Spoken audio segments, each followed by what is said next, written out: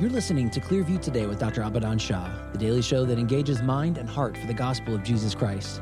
I'm Ryan Hill. I'm John Galantis, and welcome to the Clearview Today studio. We've got a great conversation planned for you guys today, but before we do anything else, we want to welcome our host with the most, Dr. Abidan Shah, who's a PhD in New Testament textual criticism, professor at Carolina University, author, full-time pastor, and the host of today's show. Dr. Shah, welcome.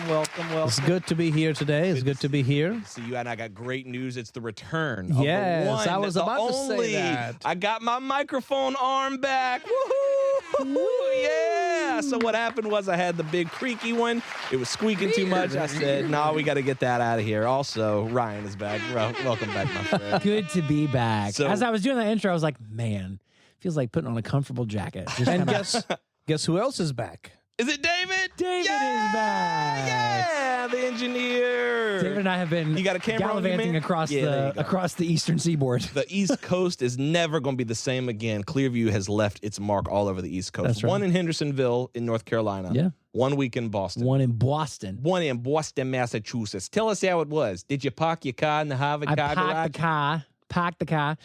It was incredible. I actually, and if we want to do something with this, I have a clip of doing the Clearview Today Show intro What? from the press box at Fenway Park. That was really, really cool. So we sat in the seats where the live reporters would be talking about the game. There was the seat next to where I was sitting is the person who's like on the Office with New York City that talks about like, is this call valid? How do we interpret this? Is it foul? Is it fair?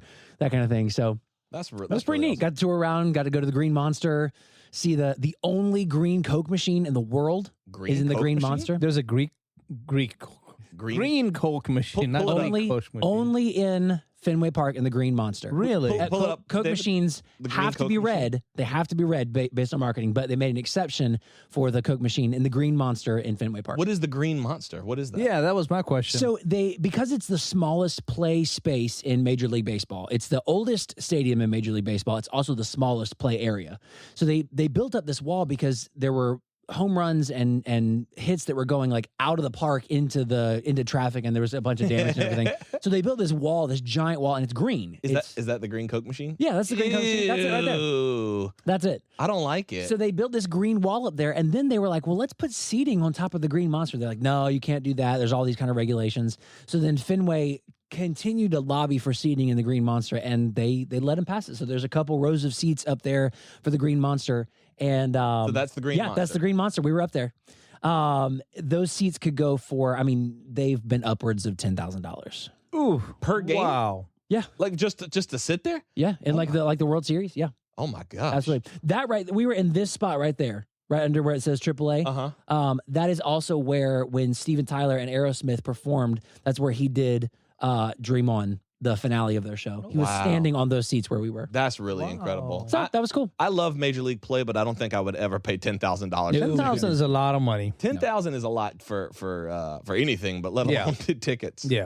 I'm not a huge baseball guy, but that was a cool experience. Dr. Shaw, how many times have you been to Boston?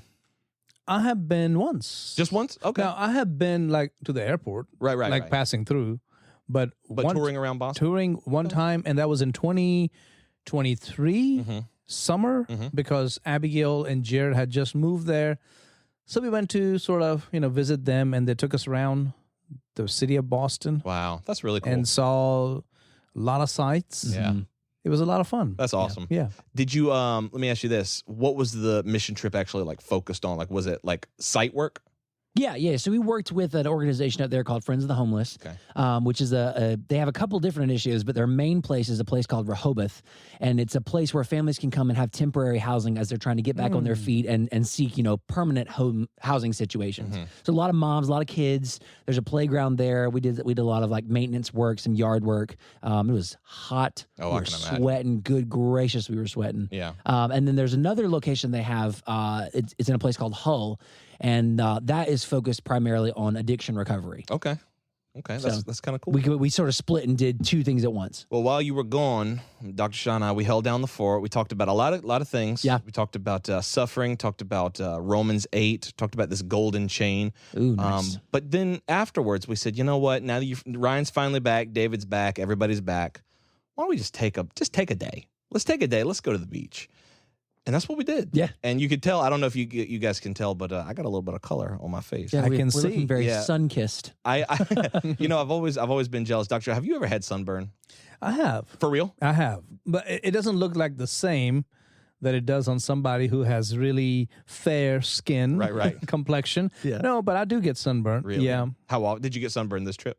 Not this trip because I wasn't out there under the sun and it was not as bad because we had a lot of overcast. So we would get out in the water and it was overcast and played around, hung out with the kids, come back shore. But I was sitting under a tent, so it wasn't too bad. Yeah. But then years ago when we went and we didn't have a tent, and so we're like, we're just gonna go for it. And it was not very hot. In fact, it wasn't. The water was actually cold, so we stayed on the beach a lot. And actually, my I guess cheeks got burned. Yeah. and it was burnt looked different. It was just very tight and painful. It's fun to me to watch the differences in complexions even among my own kids, because I have some kids that, like, I mean, they will get dark tan. Like they hardly ever burn. And they tan very, very easily and get very dark in doing it. Asher is the darkest Asher's one, very right? tan. Noah gets very tan as well. Really? Both the boys, they hold a tan pretty well. I didn't notice it. Joanna does not at all. No, she does not she's- tan. She just burns. I didn't notice it until we were at the pool. So the first day that we went to the beach Monday morning, and we stayed until Wednesday morning, afternoon. But I didn't notice it until we were at the pool, and I saw all of your kids come out like a little row of ducklings. Yeah.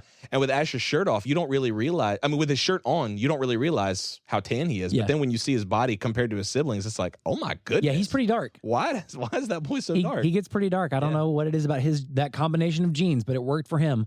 Poor sweet Joanna. She will not tan. She might freckle under her eyes right here, and it's that or burn. Yeah. And Dr. Shah, you actually brought your sister, Libna, came with us. That's right. And this was her first time ever in a swimming pool, In a big body of water. in any body of water. Wow. When I was young, I took her to the river to swim, but I was like a little scared because I didn't want to take her too far in. So we kind of stayed by the dam, and because the river where I grew up, the banks were sort of you would have to walk like, I don't know, several hundred yards to actually get deep.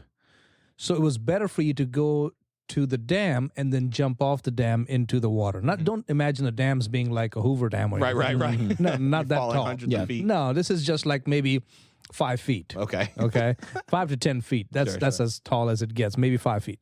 And so that's where I took her. And then I tried to teach her how to swim in our baptistry, which is an outdoor baptistry. And it was not very big. I mean, it was probably as big as twice the couch that y'all are sitting on. Could she lay on her stomach and stroke? Yeah, but I mean, it was like 2 strokes and you to the other side. Done. And she was young at the time. She was like, a little kid, yeah. yeah, she was like, I don't know, maybe 6, 7 years of age. Okay. So I asked her when she was sitting by the poolside, I was like, why don't you come on in? And you're like, oh, I'm okay right here.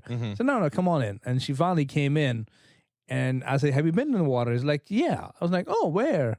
Like with you when I was young. I was like, That was like 40-something that years was ago? the last time? He said, oh, yes.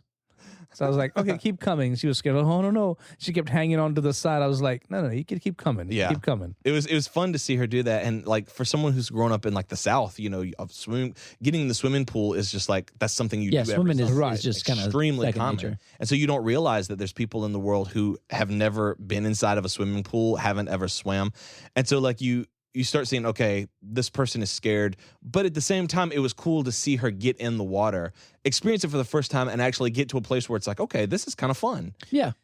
You know, so how you're raised makes a difference. And we were raised with a fear of water. And there was a reason for that. 2 reasons, actually. One was the river by our hometown. It's called the Tapti River. It was known for taking the lives of a lot of people because this river is the river bed is more rocky than like muddy. Okay, so it had these whirlpools in the river. So as the river is moving, you don't see it on top, but if you ever get caught in it, it will spin you and pull you under. Yeah, that's rough. And you will drown unless you are a strong swimmer and are able to pull yourself out of that whirlpool.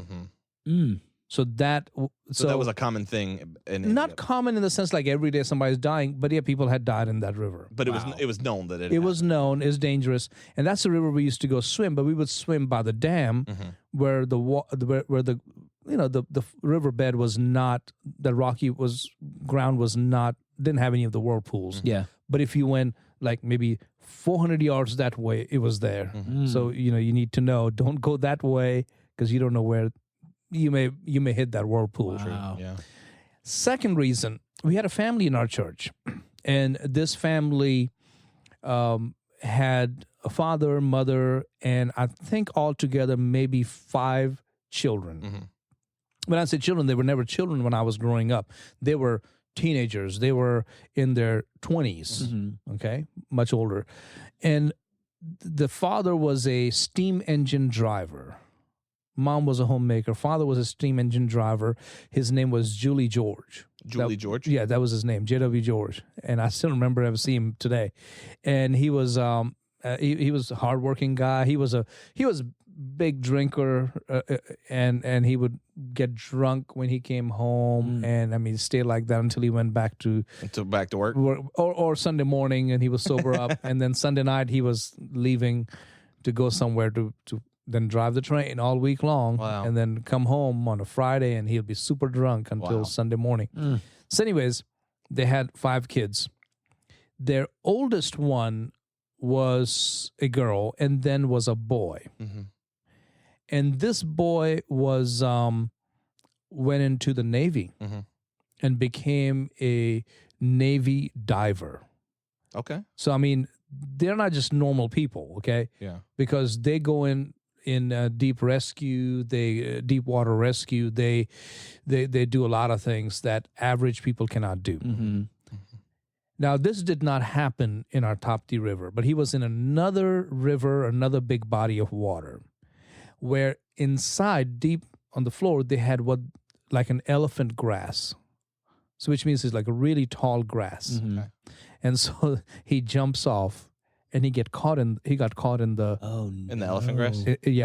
On the riverbed or something like that. It was a really tall, viney grass, and he died. Oh, But he had his scuba gear on. Did he just he was a diver, so nothing on. Oh, he wasn't a diver like for his profession. Like no, he was a Navy diver, so yeah, he would do scuba diving, but he was straight diving. he was trained to dive without gear. Without gear. So was he working or was he just having fun? He was having fun. So he dove in and he went deep, and nobody even thought much about it because he's a diver. He's an expert. He teaches people how to dive. Yeah, that's rough. And he died. So now imagine when you hear a story like that. Yeah, that's an understandable fear of water. Like, and your kids come up to you and say, "Mom, can we go swimming?" Absolutely not. When we asked Mom and Dad, "Can we go swimming?" It's like, Dad was usually cool about it. Like, no, not until you learn how to swim. You're not getting into water. So Mom and Grandma never let us get in the water. So imagine I had to like lie and go and go with your friends? Go with my friends 5 o'clock in the morning. But Libna, I mean, being a girl, she can't do that. Right. She's not doing that. Yeah. So she never learned how to swim. So fast forward to 2025 here in North Carolina, we're like, hey, we're all going down to the beach. Come with us. We get in the swimming pool. She's like, Yeah, she did not. And then when we on the next day, Tuesday morning, we get into the ocean. Yeah, the Atlantic Ocean where there's waves and everything. Because she wasn't like freaking out, panicking, but I could tell in the pool she was like, this is new. She played it very cool. She kept very, very well composed, even if inside she was a little bit nervous about what was happening. And I kept telling her, I said, look, this is the time to get over that fear because there are people here. Yeah. I'm here. Nicole is a 10 times better swimmer than I ever can be. She was a lifeguard. She's very good swimmer. Like when we went to Cozumel, Mexico, I mean, she was swimming out there, and people were asking me, "Is that your wife? She is good." She was like doing flips with the dolphins and all that stuff. None of that. Underwater ballet. None of that. But compared to some of those people out there, she was just like an expert. Yeah. Wow. So I said, Nicole is there, and trust me, anything goes wrong, go to her. Don't come to me. Yeah. She's the one you want. So, and we didn't go anywhere deeper than 4 feet. Yeah. So it was never danger. But to see her even go in the ocean the next day, like that's a huge, to have never swam in your life, never been in a swimming pool, and then the very next day you're in the Atlantic Ocean. That takes a lot of courage. Yeah, absolutely. And then I said, Ryan knows how to swim. John knows how to swim. So David knows how to swim. I was like, you are surrounded by people and you're only in 4 feet deep. That's right. You better go now, Yeah. or you'll never get over your fear. That's right. So she listens like, okay. Yeah, it was really cool. It was a really good time, and I think I'll remember that trip a lot. I think a lot of people, especially people who work in ministry, they want to feel like their staff and their family are all one family. And yet a lot of people don't do things like this. They don't travel. Right. They don't go anywhere. And like we travel like to do our staff retreats. We go all over the country. But then we also take little trips like this. Just to have fun. Just to have fun. To have fun, to share those memories together. I mean, I was talking about Libna getting in the swimming pool and then in the ocean. Like that's an important memory for us to share. That's a shared experience that we all have. Not just her, but we got to experience that with her for the first time. And that's a bond that we now have. And also the reason we shared that story, a long story about fears, but this is where you get over your fears. Yeah. Your fears of people, your fears of new places, and that helps you in your life because you're able to take risks. That's right. And in ministry, in workplaces, you need to learn to take risks. Right. And this is one of the benefits of going on a retreat like this. You're right. We took a trip to Israel in 2019. I didn't want to go, not because I didn't like travel. I was scared to fly. But you don't want to tell people that you're a grown person who's scared to fly. So I was like, I'm just not a traveler. It's just not really ever been something that's interesting to me. But you really boil it down. I think at the end of everybody's, at the core of everybody's experience, it's you're afraid. It's fear. Yeah, you're afraid. It is. And so going on that trip helped me in a lot of ways. Number one, I got to see Israel, and I got to learn a lot about how to film on site. But number two, I'll never be afraid to fly again. Yeah. Exactly. And I think, like, when I think about why other ministry leaders don't do this, they want that sense of camaraderie and family without investing in the actual traveling. And that's right. You have to get away. Yeah. Even if it's for 2 days. Now, this was not a typical staff retreat for us. This is simply just going to the beach. Right. No schedule other than get in the water. Right. Yeah. And just relax and go eat. Yep. And that builds bonds, that takes our relationships to a new level, that allows us to do things other than work, that allows us to, I guess, develop courage, like for Libna and others, for your kids.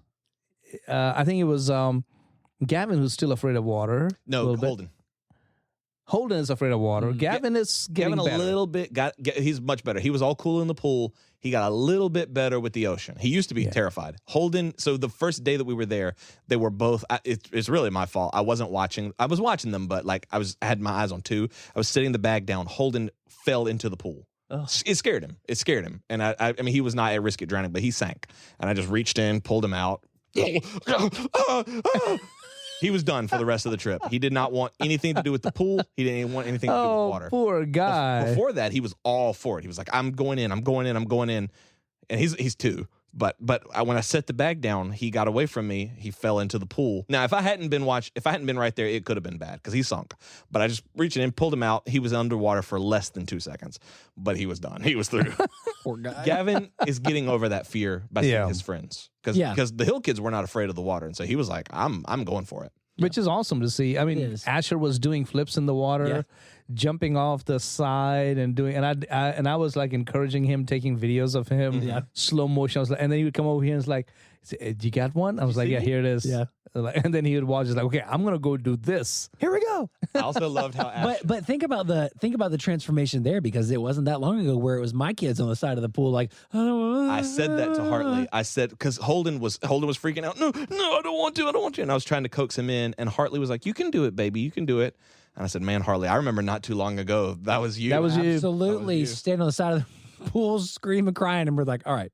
I think we did. Well, we did it for like 10 10 or 15 minutes just trying to coax her in. And then finally Pastor Shah was like, I'm just going to push her in. I pushed her in. She just pushed her in. And she was fine. Yeah. Then she was fine. It's that initial hurdle, but being able to help each other overcome that together, like having kids set that model for the next group of kids that are coming along, and then us helping one another's kids. I mean, that's such a uniting, that's such a bonding experience, and that's something that those experiences that we'll take with us. This idea of taking these even just quick trips where there's not really an agenda, we can just go and just be together and just have fun together. Is that something that you learned from someone, Dr. Shah, or is that something that you've kind of uncovered the importance of from Jesus? From Jesus. If you're gonna learn ministry tips, that's right. He's probably a good example. So here's the example right here. How I learned it from Jesus is from Mark chapter 6 and verse 30. It says, "Then the apostles gathered to Jesus and told him all things, both what they had done and what they had taught. And he said to them, 'Come aside by yourselves to a deserted place and rest a while.'" We don't do that a lot. Yeah, go ahead. That right there is Jesus. Yeah. We don't do that a lot in ministry. We don't, and it's not that we don't rest, but we don't schedule time for rest. You know what I'm saying? Right. We try to catch it in little snippets where we can, and then we wonder why we don't feel fulfilled. Or we have the wrong idea of what rest actually is. Yeah. I think Right. a lot of people think rest is I'm going to sit in a hammock by myself and just kind of listen to water. And yeah, I mean, that's soothing and relaxing, but is that truly resting? Right. And maybe it is for some people, and that's great. If that's how you rest, please do so. But if it's a team, then schedule some time for games as well, as something other than planning and prepping for the next event or the next service. And in this passage, it even gives you the reason for that. Because listen again to Mark 6:31. "For there were many coming and going, and they did not even have time to eat." Wow. Did you know that's in the Bible? Yeah. Did you know that what I just read, it's in the Word of God? Wow. That could be said of us today. Of Yeah. people today. So much is going on that they don't even have time to sit and eat. Mm-hmm. And so Jesus said, let's get away Mm-hmm. and rest a little bit. Isn't it interesting that Jesus didn't say, "Hey guys, I think we might be burning the candle at both ends. We need to scale back our production. Right. That we need Yeah. we're going to get burnt out if we keep doing this, fellas. Yep. We need to do less." Jesus didn't say that. And then it says, so they departed to a deserted place in the boat by themselves. I like it. They went to the sea, Yeah, That's right. Sea of Galilee. that's right. There's something about being around water that and nature that's really that brings out, I think, the best in people. Yeah. You know what I mean? It's just you have this sense of communion with God. Yeah. I think when I'm in nature, man, and I know Dr. Shah, you feel the same way, that like you feel this closeness with God, and it's not an artificial closeness, but you sense that this is with a purpose. Yeah. This was Right. made purposefully. That's brings right. a sense of peace, a sense of relaxation, reminding us of the majesty and the bigness of God. That's right. In looking at his creation, whether it's a mountain or whether it's the ocean or whether it's vast plains or a forest that's in front of us, reminding us that just how big God is and how capable he is to deal with our problems. That's right. That's right. But we also spend time with each other. Like on one evening, we just played Uno. Yeah, true. At the hotel, they had a little kind of a mingling area, where families could rent out the place. But they told us, if you just wait around, nobody has rented, you can have it. Mhm. And so we just waited around, and we ended up getting some pizza. Mm-hmm. We got some pizza from Michelangelo's great spot down by Atlantic Beach. And you and Adam went and got it, and our families took some shower, came down, we sat there, ate, Mm-hmm. and then Watched the Avengers. They had watched this the Avengers. huge TV, Yep. biggest TV I've ever seen. Yeah. Yep. They had And this then huge we TV and watched played Uno, Yeah, it was a good time. several games. It It was was, a good a lot of fun. Just laughing, spending time together, enjoying that rest time with one another. But I think that makes you a good leader, though, because you prioritize play. You know, a lot of times I think leaders, whether it's in ministry or whether it's just in the secular world, they say, while you're here, you're working. Play on your own time. You know what I mean? You can play, you can rest, but that's on your time. When you're here, you're working. And to an extent, yeah, we do that. But also it's like, if we're truly going to say that we're a family and we're going to make this feel like a family to people who are listening or to people who are in our church, then we have to prioritize that play that's actually together. That's right. You know what That's I mean? right. And we did that, and it made us better. It drew us closer to God, closer to each other. And then there are also places where God is working in each of our lives. You know, going away or being away is not necessarily like perfect time. I mean, there are times where God is dealing with each of us, in our spiritual walk, in our spiritual journey. And so that's also happening simultaneously. But all together, God knew we needed this time. That's true. That's true.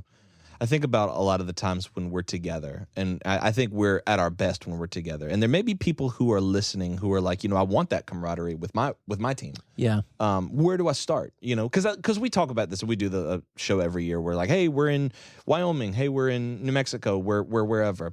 But sometimes it is just as simple as going a couple hours down the road to the beach, or going to the lake, or going to somewhere in your town or in your vicinity where you can just rent a place, be together. That's right. And have a like, even if it's a loose plan, have a plan for your together. Absolutely. You have to schedule these times. If Jesus did that with his disciples, don't you think we need to do that? Right. Absolutely. I mean, he set the model for us on how to be a good leader. I mean, that's why we say he was the greatest leader of all time. That's right. Because look at how he did it. Come aside and rest. It means he took the time to observe and go, these people are tired, and the crowd keeps coming. The schedules and the events keep happening. In fact, right after that, the multitude saw where he was, and many knew him and ran there on foot from all the cities. Imagine that. They're like trying to have a restful time. You can see Peter lying under the tree over there, just kind of closing his eyes. You can see John with his feet in the water. You can see Jesus sitting there under, a tree over there with a couple of guys just kind of relaxing, closing his eyes. And next thing you know, maybe Thomas over there says, no way. No way. They saw we are here. Why do they keep coming? I really doubt that this is going to work, us resting. Yeah. Well, it's kind of funny, too, because you always picture like Jesus' ministry with his disciples as them sitting under a tree, listening to the teacher talk. But, man, they were like dealing with people. They were surrounded by multitudes all the time. Absolutely. It had to be a nonstop life. Yeah. It was rewarding, but it was demanding. And so those times where you can get away, I think, like you said, Dr. Shah, they become even more precious. That's right. Especially when you bring God with you. I mean, there's also a negative example. You can follow the example of Saul in 1 Samuel chapter 14, and the men of Israel were chasing their enemies, and Saul had put an oath on them, and the oath was, cursed is the man who eats any food until evening before I have taken vengeance on my enemies. And so they are going through the forest, and they came across some honey on the ground, and the people saw the honey dripping, but no one put his hand to his mouth because of the oath. But Jonathan, Saul's son, had not heard his father charge them that way, and so he stretched out the end of the rod that was in his hand and dipped it into a honeycomb and put his hand to his mouth, and his countenance brightened. Imagine that when you actually get something on your stomach. Yeah, like something sweet and something, refreshing. And then one of the people said, your father strictly charged with an oath, and the people were faint. But Jonathan said, my father has troubled the land. Look now how my countenance has brightened because I have tasted a little of this honey. How much better if the people had eaten freely today of the spoil of their enemies which they found. For now there would not have been a much greater slaughter among the Philistines. And so this happens, and Jonathan proves that he's a better leader than his own father. That's right. Yeah, Saul was like, just keep marching until we destroy them all. Yeah. And Jonathan's like, no, eat something, you'll feel better. Yeah, you see a great parallel there between Jesus and Saul, the leader who did it right and the leader who couldn't get it right. Yeah. I love that. Prioritizing people getting away and resting is so important for the health of your team, for the health of individuals, but also for the health of your team working together and their ability to pursue ministry and pursue God's kingdom. That's right. Guys, make sure you join us next week, same time, same station. We're going to be diving into another great topic here on the Clearview Today Show. Thanks again to our sponsors for making today's episode possible. And don't forget that you can support us by subscribing to the show on iTunes if you want to re-listen. And you can always support us financially at abidanshah.com. John, anything you want to leave us with today? Yes, very quickly. A couple of things. Number one, August 15th, we're doing another live stream, 7 to 9 p.m. We want you guys to call into the show, 252-582-5028. Go ahead and save that number in your phones right now. We will pray with you on the air. Also, cannot stress this enough. Go and subscribe to Dr. Shah's weekly devotional podcast. That's The Lighthouse with Dr. Abidan Shah. New episodes drop every single Saturday on Apple Podcasts, Spotify, Pray.com. Speaking of Pray.com, make sure you go and follow us over there right now. We are pushing close to 50K followers followers. We really, really, really want to get to 50K. We're at about 31.5 right now, but we've been seeing the follower count go up and up and up. So if you're listening on Pray right now, go ahead and subscribe to Dr. Shah and follow him on that page. That's right. We love you guys. We'll see you next week on Clearview Today.